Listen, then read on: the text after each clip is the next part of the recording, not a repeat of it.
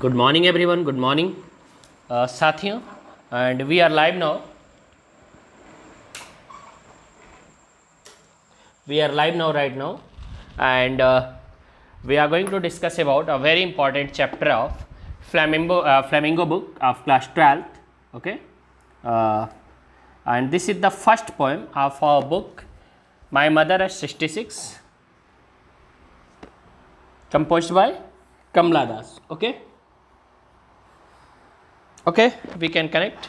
So dear student, myself Amarnath sir, and we have to join at the Nojivan classes YouTube platform.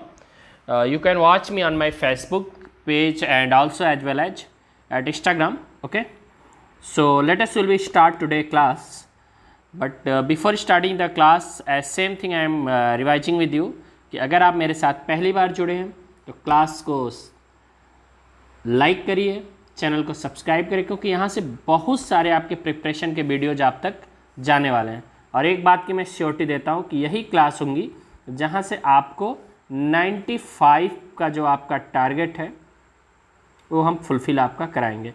95 plus English में आपके percent marks का हम fulfil, बस यही है कि आप हमें फॉलो करिए और थोड़ा सा रेगुलर. आप देखिए, अगर if you are student of science, commerce, whatever stream, math, bio, मैं जानता हूँ कि वह है वेरी वास्ट सिलेबस, या जो लोग कहते हैं कि लास्ट मोमेंट में हम प्रिपरेशन करा देंगे और आपकी मार्क्स क्या होंगी 100 आउट ऑफ 100 आ जाएंगी. बेटा ये बहुत लिस्ट होता है, बहुत कम ही लोगों के साथ ऐसा होता है. मे बी कुछ एक्स्ट्रा ऑर्डिनरी स्टूडेंट हैं या बहुत शार्प माइंडेड स्टूडेंट, उनका हो गया. लेकिन प्रिपरेशन वही होती है जो डे 1 से शुरू हो और कहाँ तक जाए, हमारे एग्ज़ाम तक जाए. इस पर हम ट्रस्ट करते हैं और इसीलिए मैं इस सीरीज को लेके चला हूँ. और मैं कहता हूँ ज़्यादा नहीं, आप केवल 30 मिनट्स का टाइम दे दिया करो अपने इंग्लिश लैंग्वेज को एवरी डे. केवल 30 मिनट का टाइम दे दो.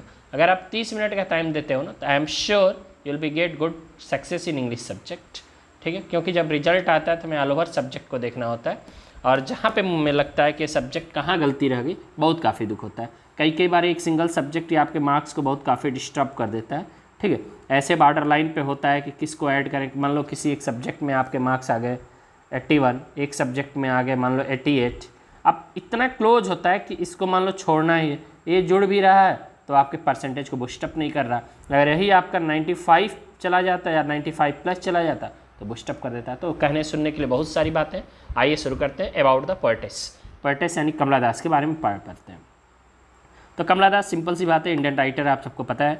1934 से लेकर 2009 तक इनका टाइम रहा. और एक बात और मैं कह रहा हूँ कि आप अपने माइंड में एकदम मत रखिएगा कि सर जो पढ़ा रहे हैं बस हम इसी को पढ़ के, आप इसके साथ साथ 2 चीज़ें बस करते रहेगा और सारी चीज़ें मेरे पे भले छोड़ दीजिएगा. एनसीईआरटी बुक को एकदम पढ़िएगा आप लोग. एनसीईआरटी बुक को एकदम पढ़िएगा, एनसीईआरटी बुक को पढ़िएगा. एनसीईआरटी बुक को वहाँ पे लाइन बाय लाइन एक बार पढ़ जाइएगा. प्लस एनसीईआरटी के जो क्वेश्चंस हैं और आंसर उसके एक बार उसको ज़रूर देखिएगा. अगर आपके पास मिल जाती है एनसीईआरटी बुक, सबके पास होगी, और क्वेश्चन आंसर, नहीं तो क्वेश्चन आंसर की पीडीएफ हमने टेलीग्राम ग्रुप बना लिया है और जल्दी उसके लिंक को हम पिनअप कर देंगे इसके वीडियो के साथ में, तो आप सबके लिए आसान हो जाएगा. ठीक है, तो let us will start today class. Kamala Das 1934 to 2009. Started her career as a poet writing under the name of Madhavi कुट्टी. माधवी कुट्टी के नाम से इन्होंने अपना राइटिंग लिखना शुरू किया था.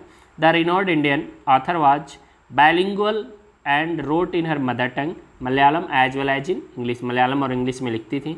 Born in Ponikurukulam, India as Kamla Suraya, she was better known in her home state of Kerala for her short story and her autobiography, यानी अपनी छोटी कहानी और ऑटोबायोग्राफी के लिए जानी जाती हैं.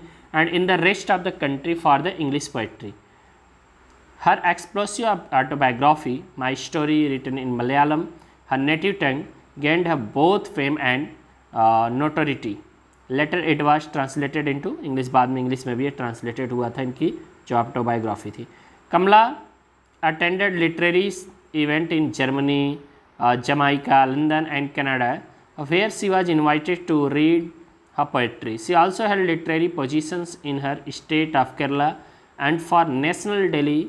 Okay, in 2009 the Times called her the mother of modern English poetry. बहुत इंपॉर्टेंट है, लेकिन आपके लिए नहीं है, बस आपको जानना इंपॉर्टेंट है। इफ़ यू आर स्टूडेंट, आप ग्रेजुएशन और मास्टर, तब के लिए बहुत इंपॉर्टेंट हो जाता है, लेकिन आपके लिए इतना ही है। यानी कि मॉडर्न इंग्लिश पोइट्री का इनको क्या कहा गया, मदर तक कह दिया गया है। इन 2009 में टाइम्स ने इनको कहा था, ठीक है, टाइम्स एक मैगजीन थी, ठीक है। Among her many notable achievement are the pan Asian poetry prize in 1963, उसके लिए नॉमिनेशन, नोबेल प्राइज के लिए 1894 में भी नॉमिनेशन हुआ था इनका, ठीक है। She also became a syndicated columnist expressing her view on women, children and politics, सबके बारे में उन्होंने लिखा है। Kamala lived by her own term all of a life which is clearly visible in her writing, ठीक है, इनकी राइटिंग में दिखता है। अब आ जाइए समरी पढ़ते हैं इस पोएम का। बहुत आप लोगों को प्रॉब्लम होती है, sir how to prepare summary and summary is very tough for the poetry section. No no no, nothing for you. अब बस आप देखिए, सुनते जाइए, everything will be going to easy, okay, क्योंकि आपके साथ में कौन है, अमरनाथ सर हैं। तो कमेंट सेक्शन में ज़रूर लिखिएगा जाके #English by अमरनाथ सर। और वीडियो आपको लग रही होगी सर पढ़ा रहे हैं मेरे लिए, मेरे बेनिफिट के लिए, सो must be like this video, friend के साथ शेयर करो भाई, लगाओ अपने स्टेटस पे हर जगह पे।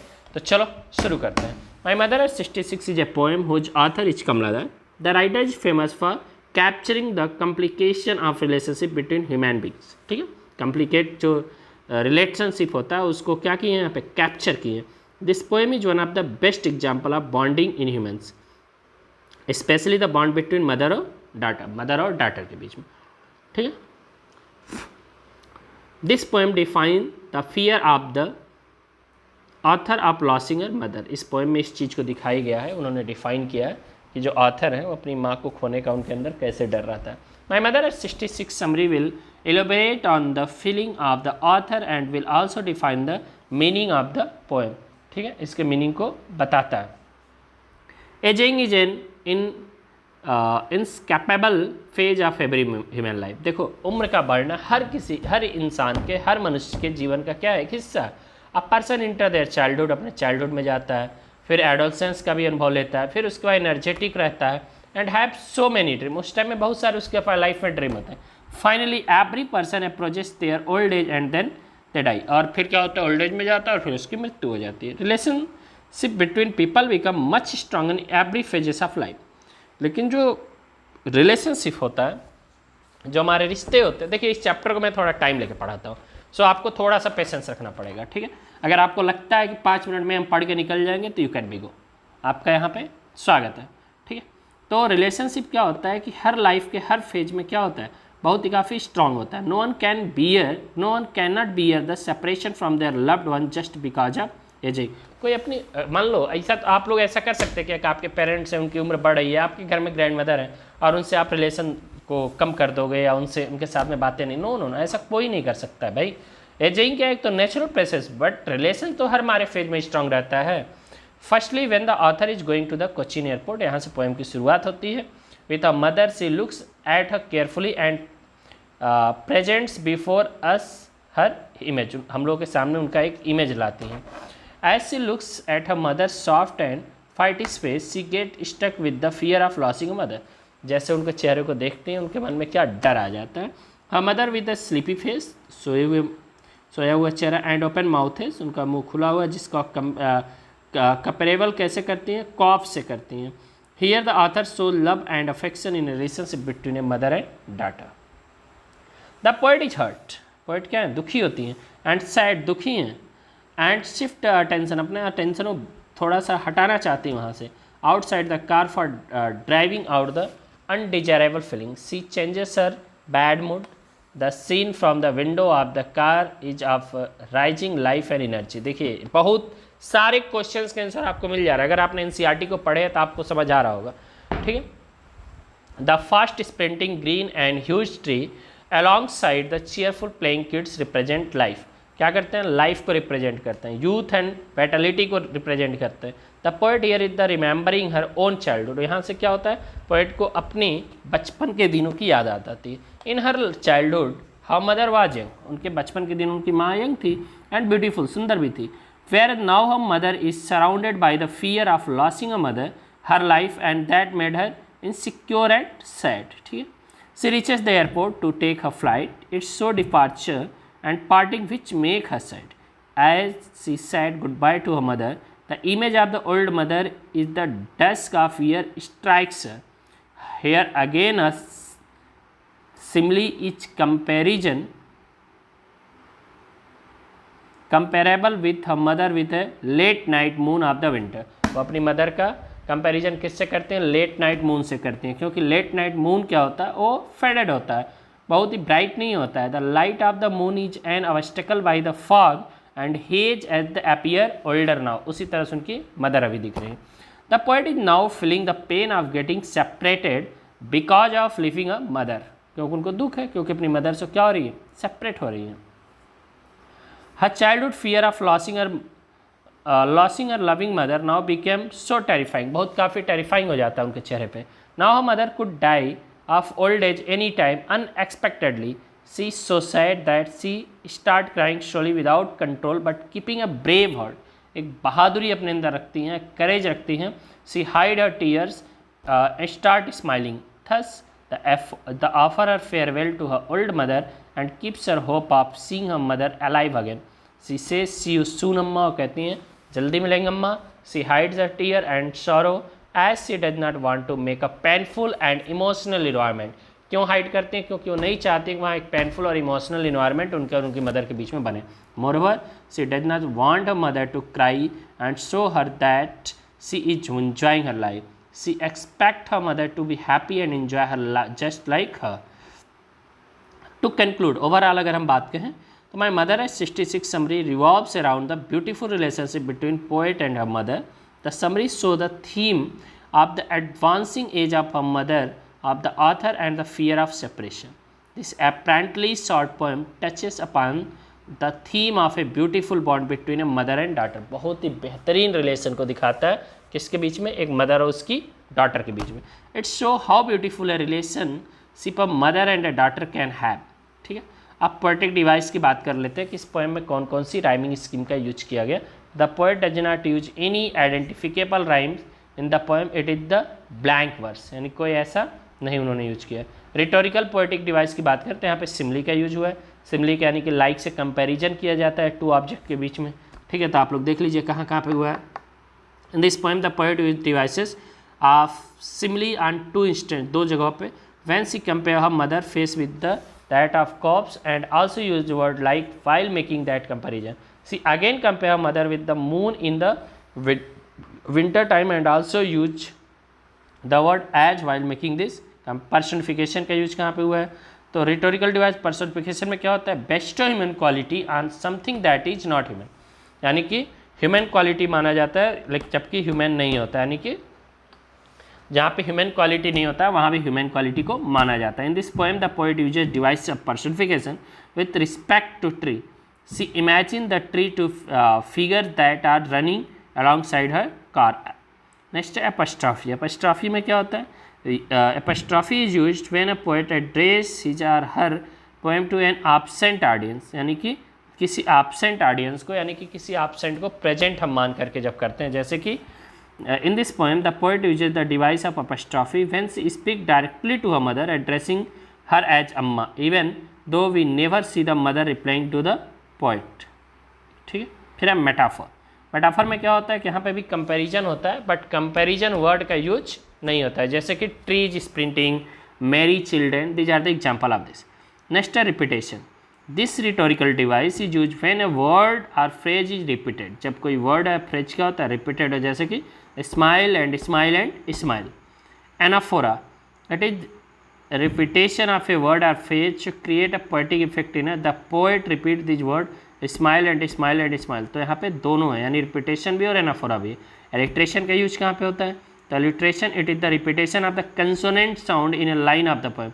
जैसे माई मदर, माई एम का repetition. I said was see you soon, S का रिपीटेशन है. ठीक है, कई बार बच्चे पूछते हैं सर सेंट्रल आइडिया कैसे लिखें, तो चलो स्टेट बोर्ड के लिए भी है और अगर आपके भी जो भी CBSE वाले आपके लिए बेनिफिशियल भाई, सो डोंट थिंक कि हमारे लिए नहीं ज़रूरी है. चलिए central idea of the poem. इस पोएम का आपको सेंट्रल आइडिया भी हम बता देते हैं साथ में.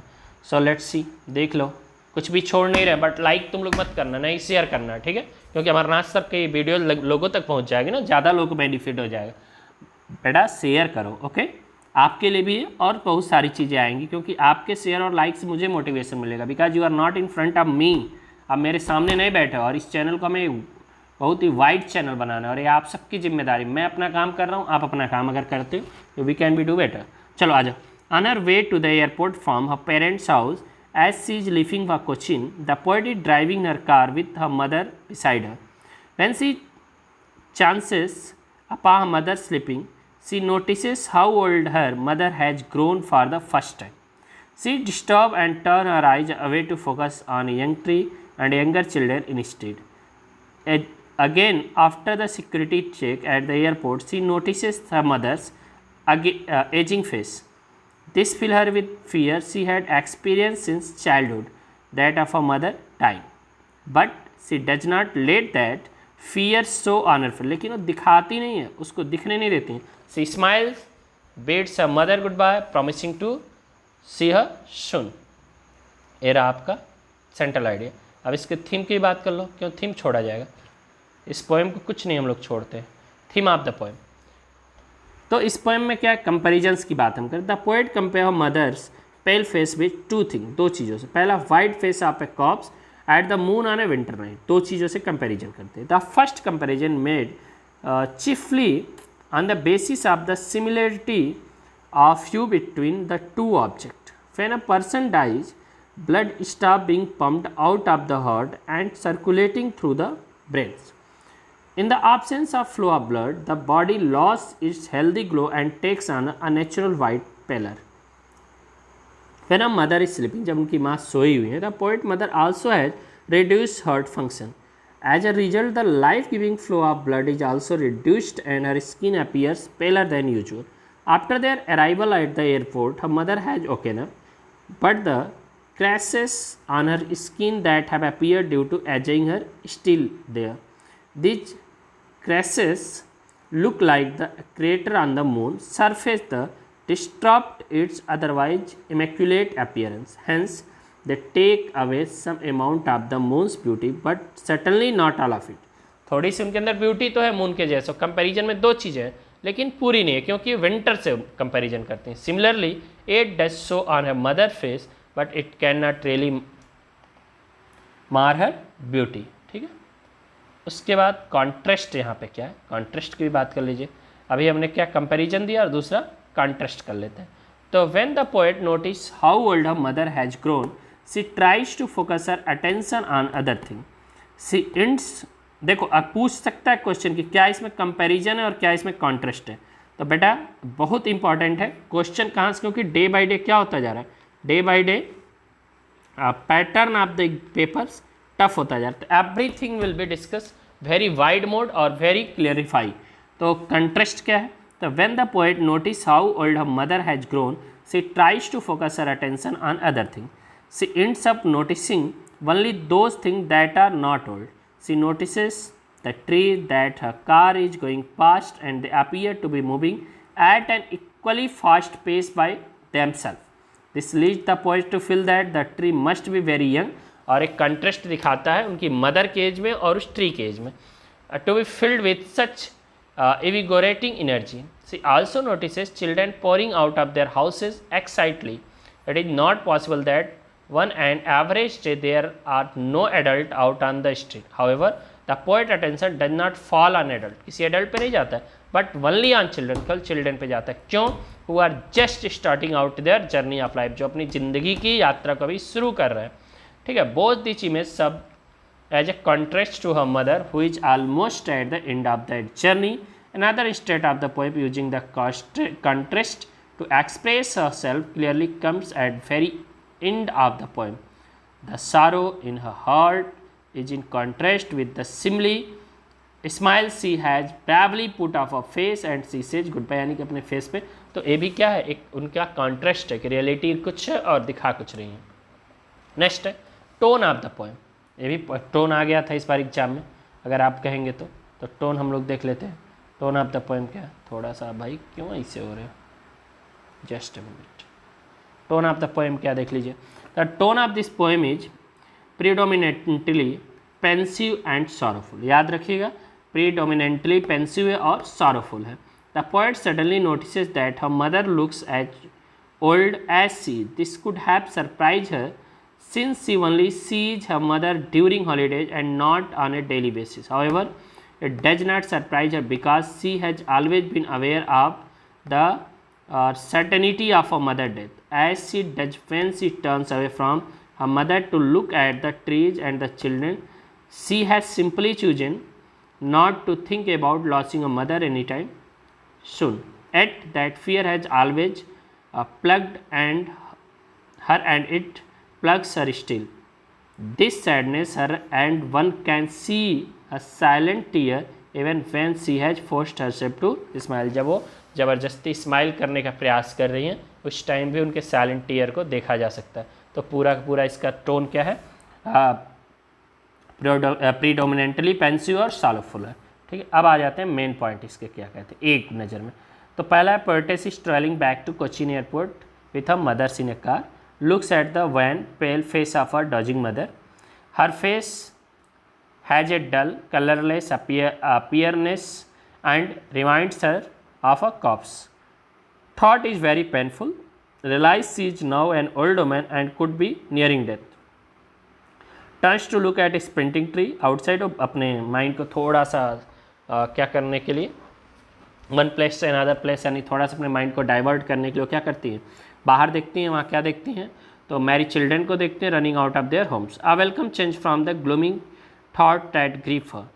Riches the airport after the security check, looks at the mother again, sees her pale and aging face, is reminded of the winter moon with all the vitality and brightness gone, feels pained at the being reminded of childhood fear, had always been scared of losing a mother one day, does not want to show her agony and fear to her mother now. वो नहीं चाहती कि उनकी माँ उनके क्या करें, डर को या एगोनी को देखें।